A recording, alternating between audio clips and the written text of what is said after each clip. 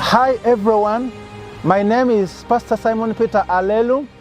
Today I am sharing another episode of Stay Connected. Today we are reading from Psalms chapter 13 and verse 1 to 6. And I'm sharing about prolonged moments of despair.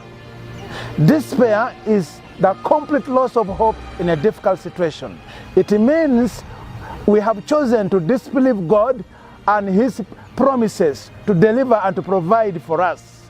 Some lady was involved in a motor accident in which her neck got broken. After being hospitalized for several months, she despaired and cried out, "God, if I can't die, please show me how to live." I love what Paul wrote in 2 Corinthians 4:8. He said, "We are hard pressed on every side, but not crushed, perplexed, but not in despair."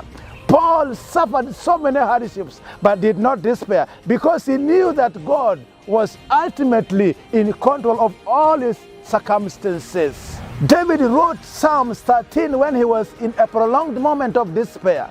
The experiences he went through caused him despair. He hints in Psalm 12 that his faithful friends abandoned him and he found himself surrounded by many enemies.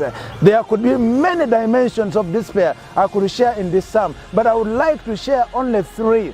One, spiritual despair. In this situation, David felt he had lost God's presence and had no connection with God. He felt he was in darkness. He felt God had forgotten him. He felt God had hidden from him. He asked God 4 questions. How long, O Lord, will you forget me? Forever? How long will you hide your face from me? How long must I take counsel in my soul and have sorrow in my heart all the day? How long shall my enemy be exalted over me?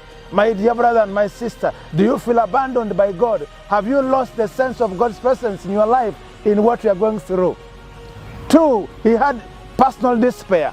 He had a moment of worries, a moment of having sleepless nights, a moment of having no inner peace, a moment of sorrow because of what was going through, a moment of tearing, a moment of no appetite. Could you be going through the same situation? And lastly, he had a circumstantial despair.